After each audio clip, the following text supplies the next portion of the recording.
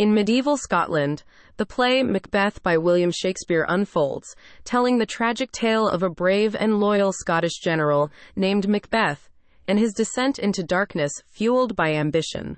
The play begins with King Duncan receiving news of Macbeth's valiant victories in battle against rebels and invaders. As a reward, Duncan bestows the title of Thane of Cawdor upon Macbeth. On his way back home, Macbeth and his fellow soldier Banquo encounter three witches, also known as the Weird Sisters.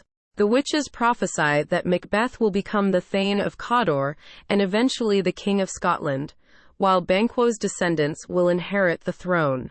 These prophecies ignite a spark of ambition in Macbeth's heart, but he wrestles with the moral implications of the witches' words. His ambitious nature is further encouraged by his wife, Lady Macbeth, who craves power and is willing to go to any lengths to make the prophecies come true. Influenced by Lady Macbeth's manipulation and driven by his own ambition, Macbeth succumbs to the darkness within him and decides to hasten fate by murdering King Duncan while he stays as a guest at their castle. After committing the heinous act, Macbeth becomes racked with guilt and paranoia. Lady Macbeth, on the other hand, takes charge and plants the incriminating evidence on Duncan's guards to divert suspicion. As Macbeth ascends to the throne, his guilt begins to consume him, and he becomes increasingly ruthless to maintain power. He orders the assassination of Banquo and his son Flancé, as he fears their potential threat to his reign, but Flancé manages to escape. Macbeth also visits the witches again to seek reassurance about his future. They conjure three apparitions: a floating head that warns him to beware of Macduff, a bloody child that claims no one born of a woman can harm him, and a crowned child holding a tree that assures him he will never be defeated until Birnam Wood moves to Dunsinane Hill. Believing he is invincible, Macbeth becomes more tyrannical and merciless. Lady Macbeth's conscience takes a toll on her sanity, and she starts to sleepwalk, haunted by her involvement in Duncan's murder.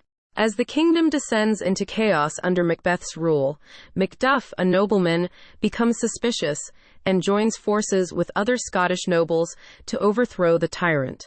Meanwhile, Lady Macbeth's mental and emotional turmoil intensifies, leading her to take her own life. News of her death reaches Macbeth, leaving him grief-stricken and further unhinged.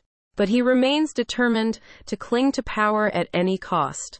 The forces against Macbeth gather, and a climactic battle ensues. Macbeth confronts Macduff, who reveals that he was born through a caesarean section, rendering him not of woman born.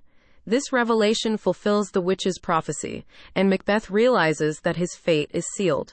Nevertheless, he fights valiantly, but is ultimately defeated by Macduff.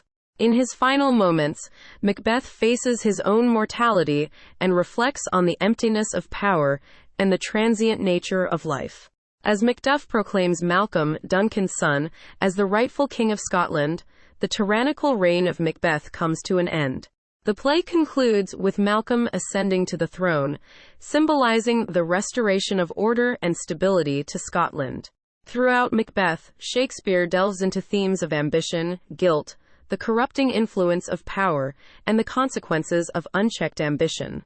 The tragic tale of Macbeth serves as a cautionary reminder of the dangers of unbridled ambition and the devastating effects of succumbing to one's inner demons. Shakespeare's timeless play continues to captivate audiences with its exploration of human nature and the profound complexities of the human psyche.